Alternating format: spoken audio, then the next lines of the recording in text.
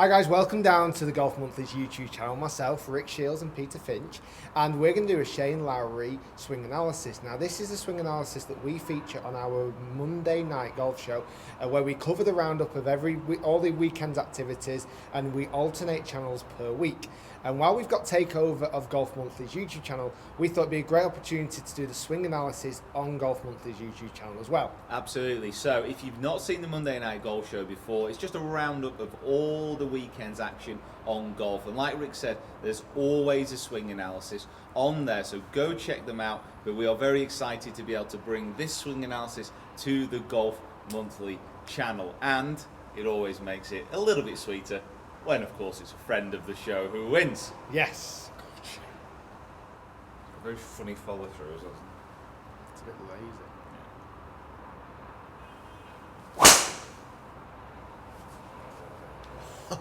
Well, that was a great first example of a golf shot. Absolutely smashed it. Right guys, so Shane Lowry's golf swing. Now, like I said, we had the pleasure of playing with Shane at Bearwood Lake, so we've got loads of great footage of him. And he is a monster of a hitter. We also did a long drive tournament down the 18th hole there, and he smashed us to pieces. Yeah, it was embarrassing. It was, but he looked so easy. I mean, he's a big, stocky fella. He gets the weight behind the golf ball, but he has a lot of tendencies in his golf swing that you would almost see as being as off technical as someone as Furyk or even Dustin Johnson. Shane gets the club at the very top of his swing, really across the line, so at the very top of his golf swing. I was going to say, it was something I was trying, then it felt so alien. Yeah, to I think it's try his and big do. standout feature. He gets the golf club across the line here. Then from there, he manages to turn his body and move to the left, but get the club so on plane. Now what Shane does do is he doesn't really hit up on the golf ball because he's got enough power. He can afford to hit slightly down on the golf ball and then just absolutely smash it out there. Now, I don't believe it's a form that a lot of players would be able to accommodate if they've not got the power that Shane generates. I mean, he really does generate the speed. We looked at him when he was on the GC2 and he was generating about 118 club head speed and he wasn't even breaking sweat. And that's the thing, you just see he's so relaxed. So relaxed. But you can see how much he turns through, because at the end of his swing, he's kind of left foots around like that, he's kind of clubs over there, and he's kind of falling off. But he's such a natural ball striker. It's fantastic. That's what it is. He is a natural ball striker, and we asked a few questions to him as well. You know, what are you working on at the moment? Do you work on launch monitors? And honestly, he just doesn't.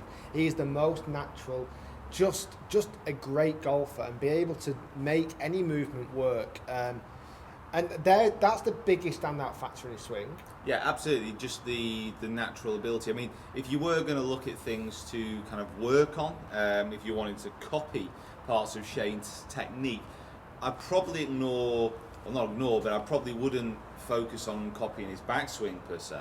But that bottom quarter of his swing, effectively, as he gets into this point here and then through the ball, that point of the swing, he just returns it so consistently. And what he does do well, as much as he's not, he is a big guy. He manages to use a lot of his force from the ground upwards. So again, if Pete just gets into that quarter of the way down, the lower body will drop, and then from here he really turns and rotates. Now I would say he's quite a long way left-sided here, and this is when he does hit the golf ball, it absolutely shoots out low. He's using a really old TaylorMade burner, and when he hits through the ball comes out really low. He doesn't spin it the lowest at all, because when he starts to hit down on it, he spins it about 2,500, launches it at maybe 13 degrees, but he still just smashes it out there with that club head speed and that generation.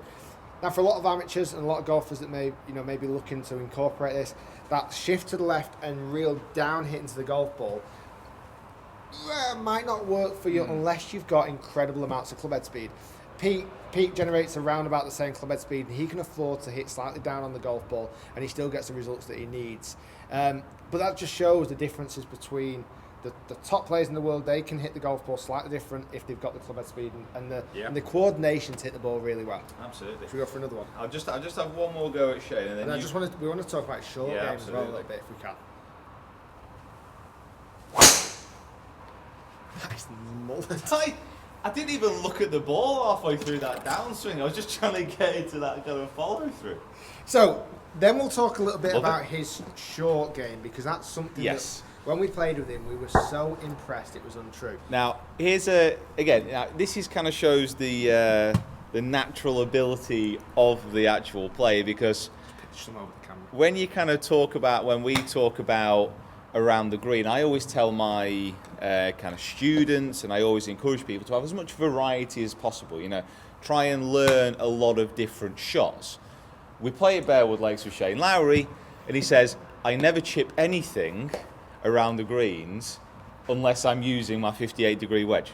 Everything. That's all he uses. Every single chip shot from around the green, or probably even 50 yards and in, he uses 58-degree. So it doesn't matter what the shot is. It doesn't matter if he's trying to chip and run it. It doesn't matter if he's trying to float it. It doesn't matter what he's trying to do. He gets his 58-degree wedge out to play the shot. Now, he just has complete trust in that club, and it just works. And his touch is absolutely amazing. It really is. I think one thing of what is good about sticking to one club is that as soon as he pulls that club out, his confidence level must shoot through the roof. Now, obviously, we saw him at the WGC when he played those shots over the trees, and I'm pretty sure it was with his 58-degree or something very lofted. He played some amazing chips. He made an amazing up and down on 17, all using his 58-degree. And it's that confidence. If you know, you don't have to think about anything. I'm near the green. Caddy, give me that club.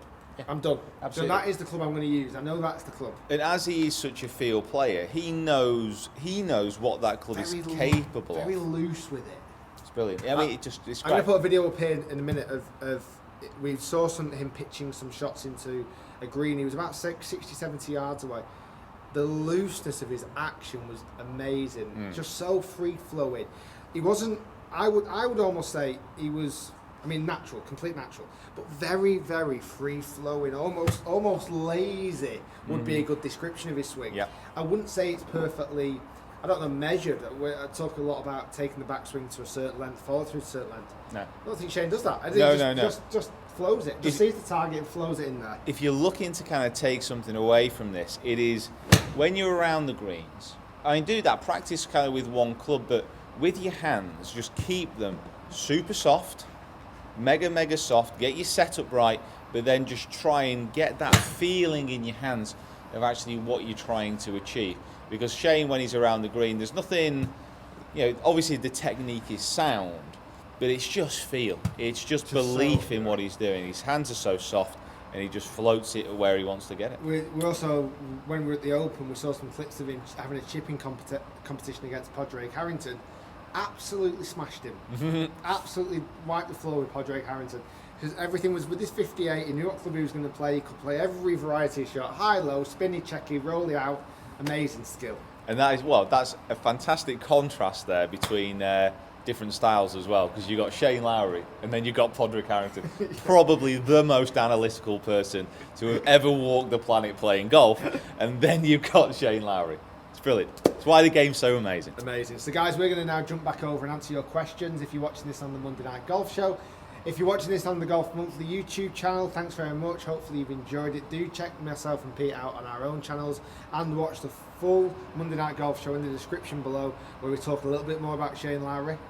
It's kind of the title of the video, the Shane Lowry Golf Show. We answer some more questions. You can also check out future Monday Night Golf shows. Thanks very much for watching, guys. Also subscribe to Golf Monthly's YouTube channel if you've not already. Indeed. I cannot add any more to that. It was absolutely beautiful. Thank you. Not a problem. Should we have a little closest to the camera comp? Okay. Oh, just literally skirt the top of the camera. Can you get closer than that? Yeah, I can do. It is your camera, though. I'm very confident. Sorry about the cameraman behind. Winner.